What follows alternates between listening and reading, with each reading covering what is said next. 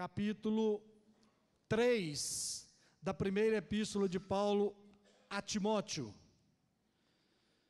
Glória a Deus. Eu, hoje de manhã, havia preparado uma mensagem para pregar de manhã e agora à noite. Mas desde quando começou o culto de manhã, o culto de ceia de manhã, o Espírito de Deus me incomodando e me mostrando que não era aquela mensagem. E falando comigo a mensagem que era para ser pregada. E eu fui relutando e tal, até que eu cedi ao Espírito Santo. E Deus falou nessa manhã com a igreja. E nós estaremos pregando o mesmo assunto, só que com mais alguns adendos, né?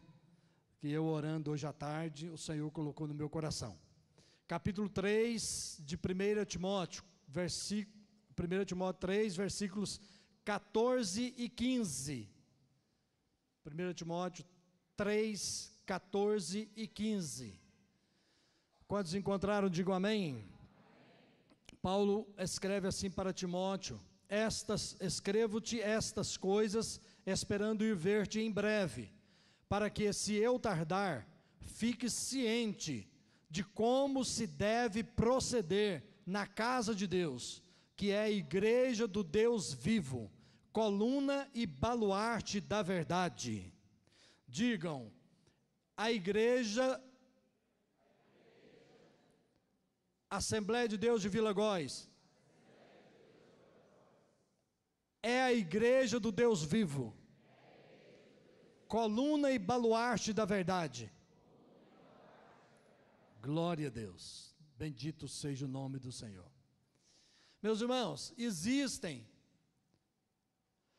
muitas importantes e até importantíssimas instituições na terra.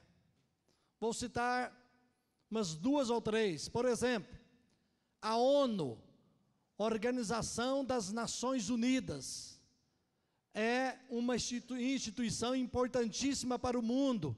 Tanto é que fazem parte da ONU 194 nações do mundo. Ou seja, quase todas, porque no mundo tem pouco mais de 200 nações, umas 210, mais um pouquinho, ou mesmo não estou certo da quantidade exata. E a ONU representa essas 194, é uma instituição importantíssima para o mundo. Lá na Europa tem uma instituição também, já de muitas décadas, que se chama OTAN, que é a Organização do Tratado do Atlântico Norte, muito importante para a Europa. Aqui, na América do Sul, nós temos o Mercosul, que é uma instituição comercial entre 4 países, e agora está entrando outro, o 5º país, né? Paraguai, Uruguai, Chile, Brasil, está entrando também a Venezuela. É uma instituição importante, mas não existe nenhuma instituição mais importante do que a igreja do Deus vivo na terra. Não existe. Glória a Jesus. É a instituição mais importante, porque foi instituída pelo Todo-Poderoso. É, como nós lemos aqui, a igreja do Deus vivo. Gente, nós fazemos parte da igreja do Deus vivo. Porque existem muitos deuses por aí, mas tem olhos e não veem, tem ouvidos e não ouvem, tem boca mas não falam, tem pés e não andam, tem mãos e não apalpam. Mas o nosso Deus, Ele é vivo, Ele vê, Ele ouve, Ele fala, Ele se move no nosso meio, Ele habita em nós. Glória a Jesus, glória a Deus. E amados, eu quero falar para vocês hoje sobre o que é a igreja e a sua importância.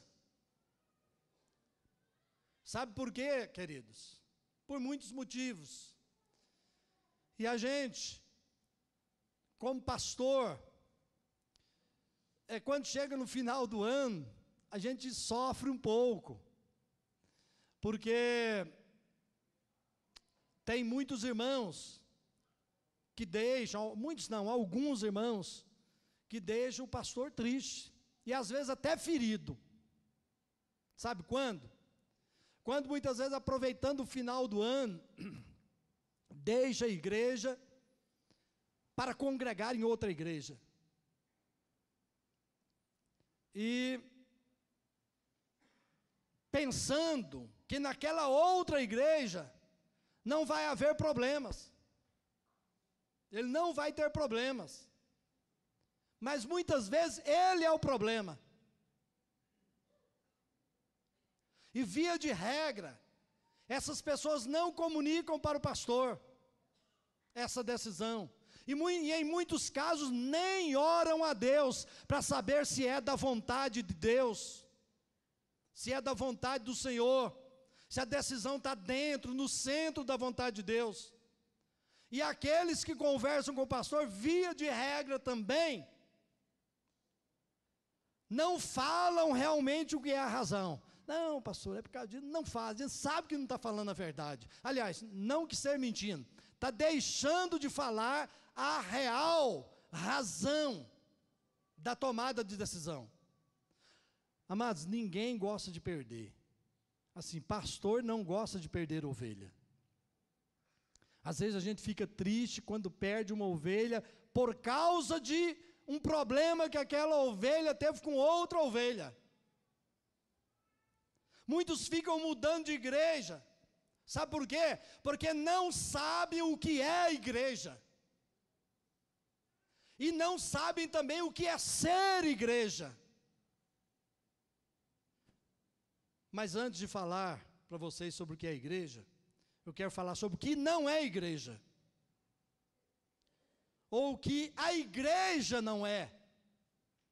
A igreja, por exemplo, não é um clube, onde cada um paga a sua mensalidade e vive isoladamente. A igreja não é um abrigo de salvos, onde cada um busca os seus próprios interesses. A Bíblia nos ensina, cada um deve buscar se interessar pelo outro, até de levar as cargas uns dos outros. Se interessar pela bênção do outro, como também se interessar pela tristeza do outro. A igreja, queridos, também não é uma prestadora de serviços, onde só procura para atender as necessidades, às vezes egoísticas.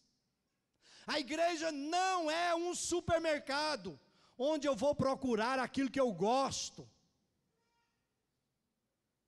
A igreja também não é uma casa de shows, onde o crente é apenas um espectador. Também não é.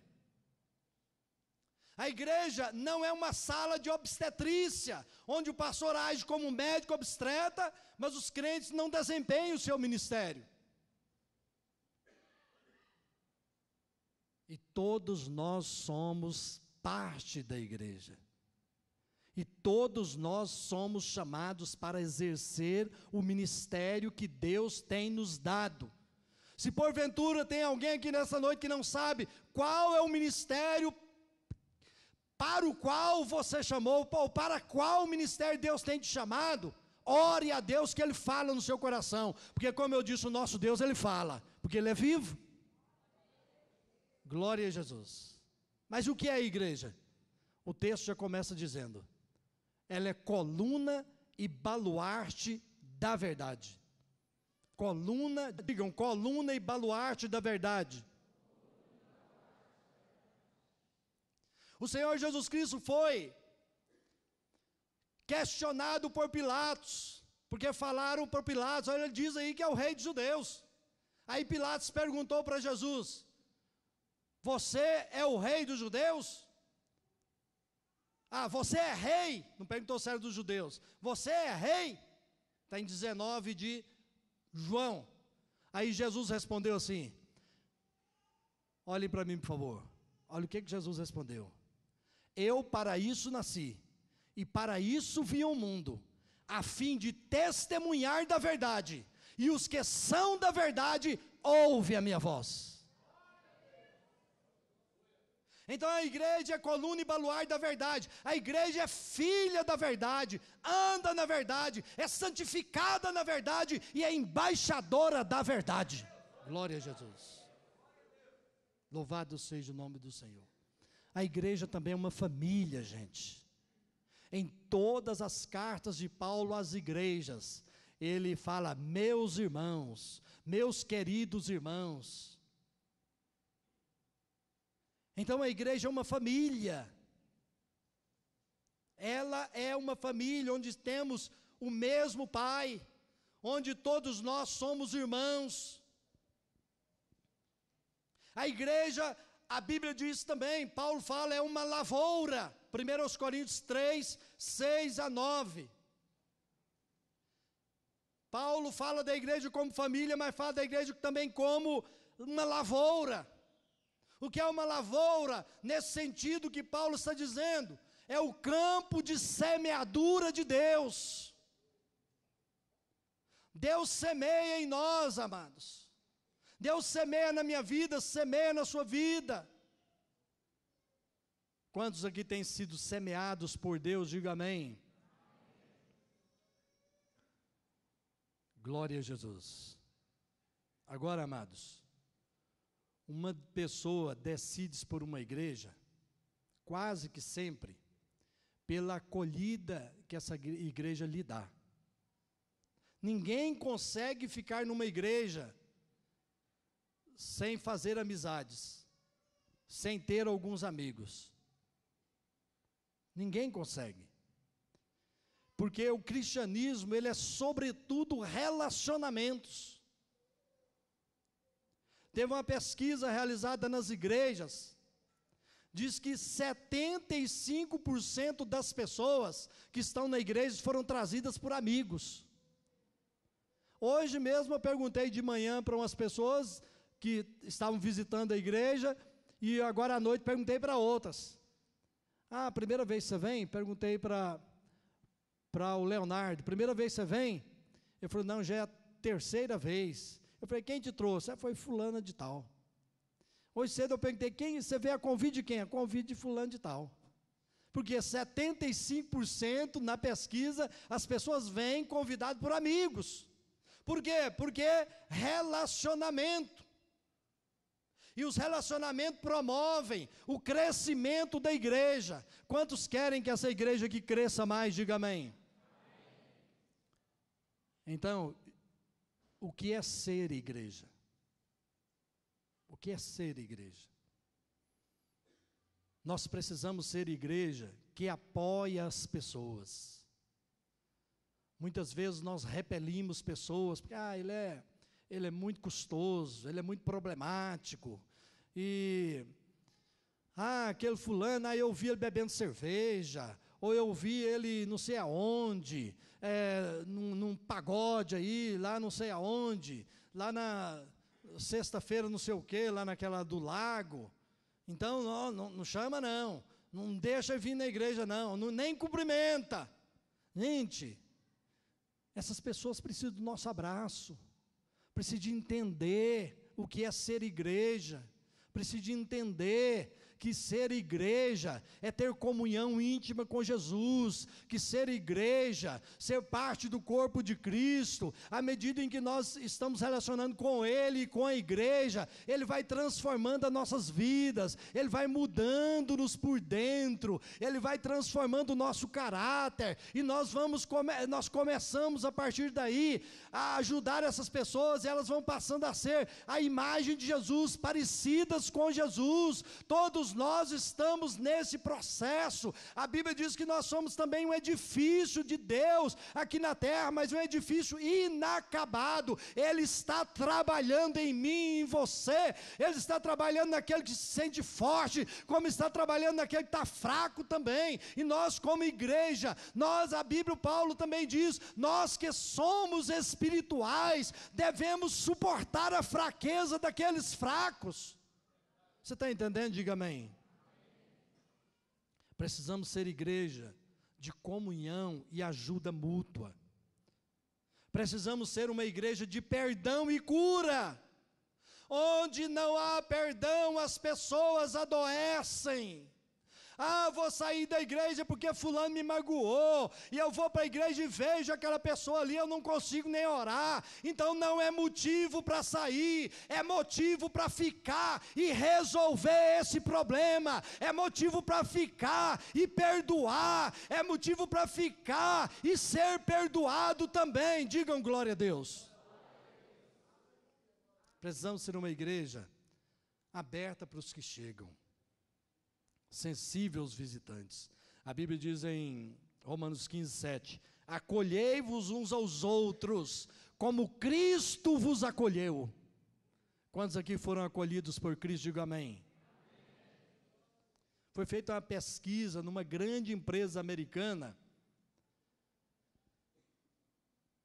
e nessa pesquisa, essa pesquisa deu o seguinte resultado: que 1% dos clientes,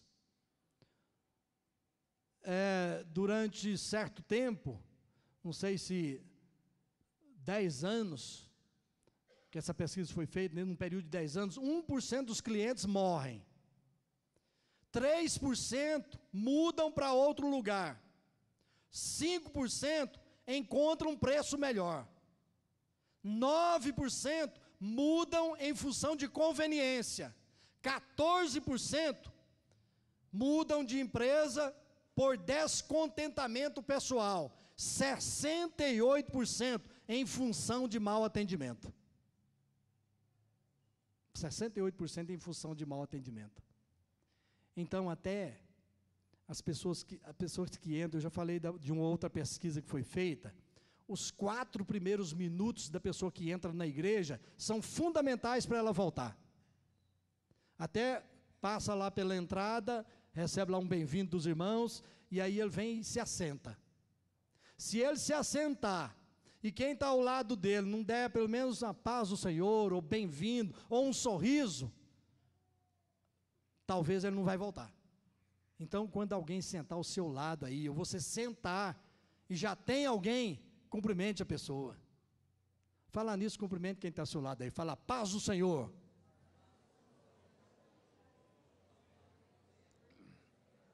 Se você não sabe o nome da pessoa, pergunte aí, pode perguntar. Se você não sabe o nome.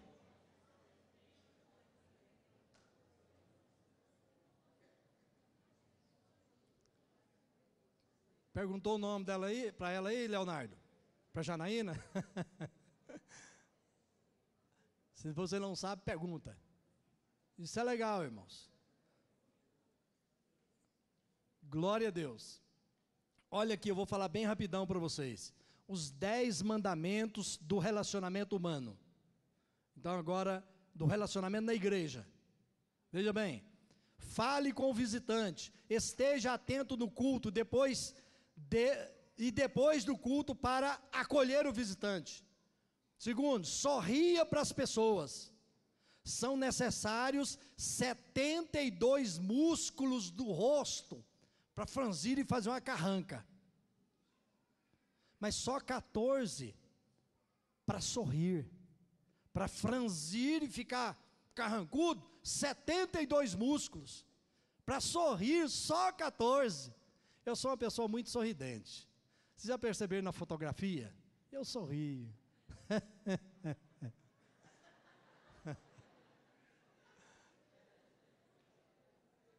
Tem que sorrir, gente. A Vanir é uma pessoa que sorri fácil, né, Vanir?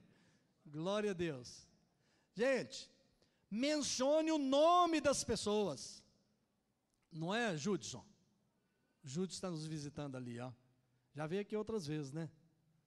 Mencione o nome das pessoas. Seja cortês e cooperador. Quem quer ter amigos aqui? Levante a mão. Mais amigos. Então seja amigo. Tenha um interesse genuíno pelas pessoas, é o 5º mandamento. Seja cordial, tenha uma palavra e uma atitude encorajadora. Seja generoso em... Escute isso aqui vale para marido e mulher também, para pais e filhos. Seja generoso em elogios. mas cauteloso nas críticas. Você entendeu? Diga amém.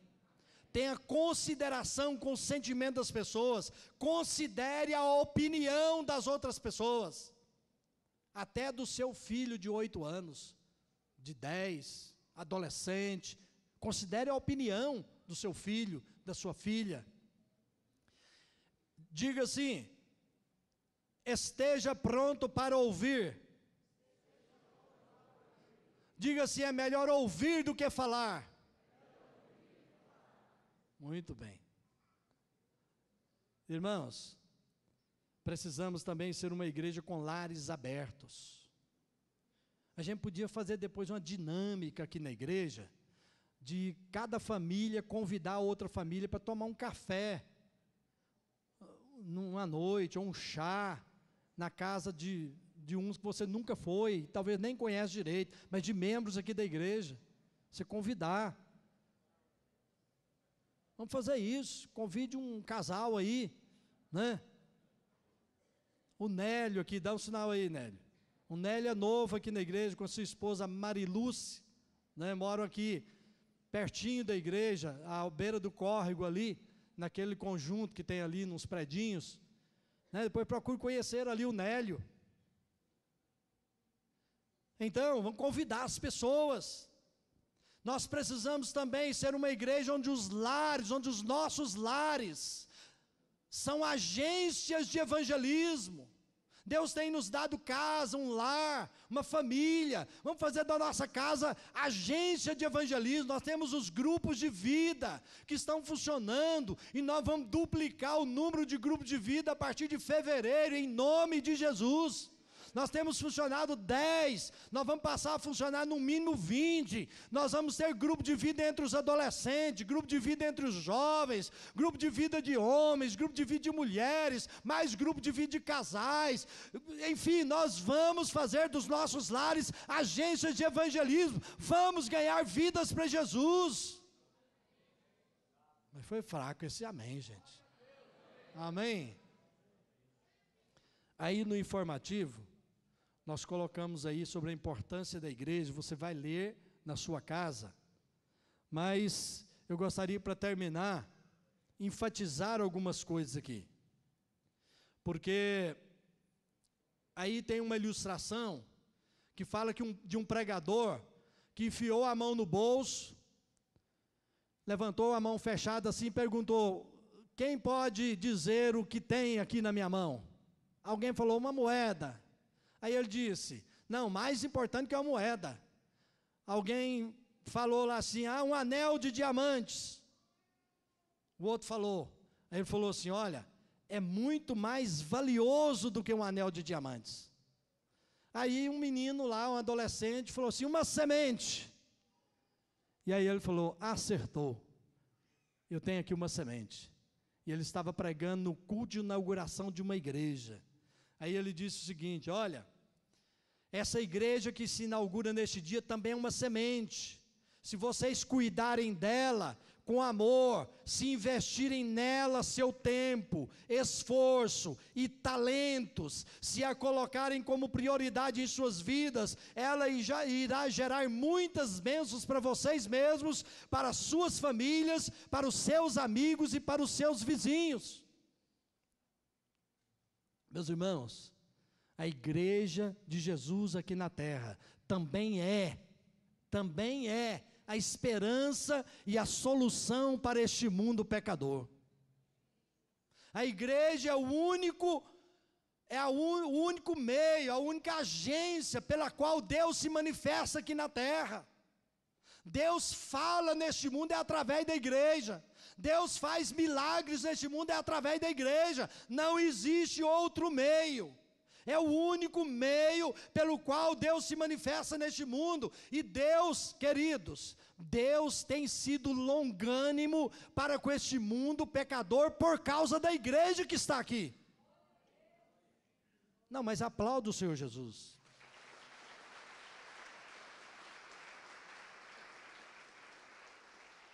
Mas sabe o que está acontecendo hoje com muitos membros da igreja? Não estão dando para a igreja a importância devida. consequentemente não estão amando. E eu coloquei aí, concomitantemente não cuidam dela. Porque quando amamos a igreja, nós investimos tempo de qualidade, trabalhando nela e por ela, pois esta é a vontade de Deus. Jesus Cristo disse: orai, pois, ao Senhor da seara, para que mande trabalhadores para a sua seara, porque a seara é grande e os trabalhadores são poucos, e Deus quer mandar quer mandar você, todos nós somos trabalhadores dessa seara, então vamos arregaçar as mangas e trabalhar. Glória a Jesus. Quando amamos a igreja, nós trabalhamos nela, trabalhamos por ela. Deus tem nos dado talentos, eu escrevi aí no informativo, isso é um fato, e contra fatos não há argumento. Onde temos aplicado os talentos que Ele nos deu? Gente, olhe para mim por favor. Ontem na reunião de pastores, lá na nossa matriz, o pastor José Clarimundo chamou lá à frente, o pastor Israel Osmundo Miranda, e chamou outros também, mas ele foi um deles. E ele estava falando sobre o projeto Neemias, de construir, de reformar, e etc. E aí pastor Israel tem 13 anos para 14, que está pastoreando na igreja da Jaiara. Aí o pastor Clarimundo perguntou para ele: quantos membros tinham lá na igreja quando você assumiu? Ele falou assim: em torno dos 200 e pouco. E aí, o pastor Clarimundo perguntou para ele: quantos tem hoje? Ele falou assim: em torno de 1000 membros. Pode dar glória a Deus. Glória a Deus. Como, aí ele fez outra pergunta: e aquele grupo de pagode, que começou lá e já está trabalhando, e tocando, e cantando, como é que começou? Ele falou assim: tinha um irmão que tinha um cavaquinho, e tocava o cavaquinho e tal, e aí um outro lá falou: vamos montar um grupo aí de pagode. Aí um veio com um pandeiro, outro veio com outro tambor, como é que chama? Timba, isso parece que é nome de jogador, não, jogador é Jimba, né? Timba. Aí tem essas coisas, né?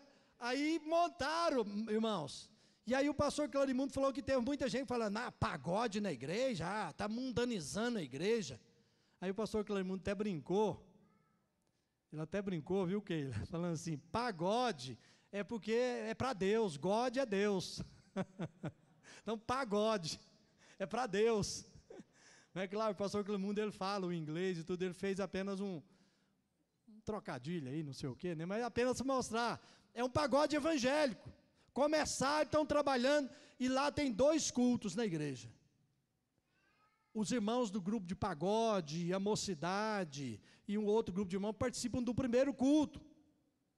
Mas depois, na hora do segundo culto, eles não vão para casa, eles não vão para o cinema, eles não vão para bar, eles não vão para show, eles vão lá para o Parque Ipiranga. Vão lá para o palco do Parque Ipiranga, um grupo grande, aí começa a tocar as músicas e cantar, e as pessoas se reúnem ali em torno deles, e o outro grupo sai entregando folhetos e evangelizando, e ele falou que já ganharam muitas almas para Jesus através daquele trabalho. Pode dar glória a Deus. Pois é, e o que você tem feito dos talentos que Deus tem te dado? Talvez você sabe tocar algum instrumento, monte um grupo, um vocal, você que tem boa voz, você que quer aprender a tocar instrumento, estava conversando com o pastor Leonardo, para o ano que vem a gente investir mais nessa área aí, né? A Sara está aí? Está não? A Sara toca saxofone, lá na escola militar, já falei para a mãe dela que ano que vem ela vai tocar sax aqui na igreja, porque ela está terminando o 3º, não é? Aí lá não vai tocar mais, que ela não vai estudar lá mais, então vai tocar aqui na igreja. Então, amado, Deus tem nos dado talentos para trabalharmos na igreja e para a igreja, e ser igreja de Jesus, falando do amor dele através dos talentos que ele tem nos dado. Digo amém. Agora, amados, deixa eu falar uma coisa para vocês. A grande realidade é que muitos não têm colocado a igreja e as suas reuniões, como culto de terça, culto de quinta, escola dominical, não tem colocado como prioridades os trabalhos, eventos da igreja. As prioridades, às vezes, muitas vezes, tem sido o cinema, tem sido novelas, tem sido o lazer, tem sido a Fórmula 1, tem sido pescaria, tem sido futebol, jogando ou assistindo, e muitas outras coisas. E a falta de prioridade para com as coisas de Deus, para com o reino de Deus, para com a igreja de Deus, traz frieza espiritual, e a frieza espiritual, ela gera críticas, gera maledicência, gera insubmissão, gera outros muitos pecados, enquanto que a Bíblia, a palavra de Deus diz, buscai em primeiro lugar o reino de Deus e a sua justiça, e as demais coisas vos serão acrescentadas.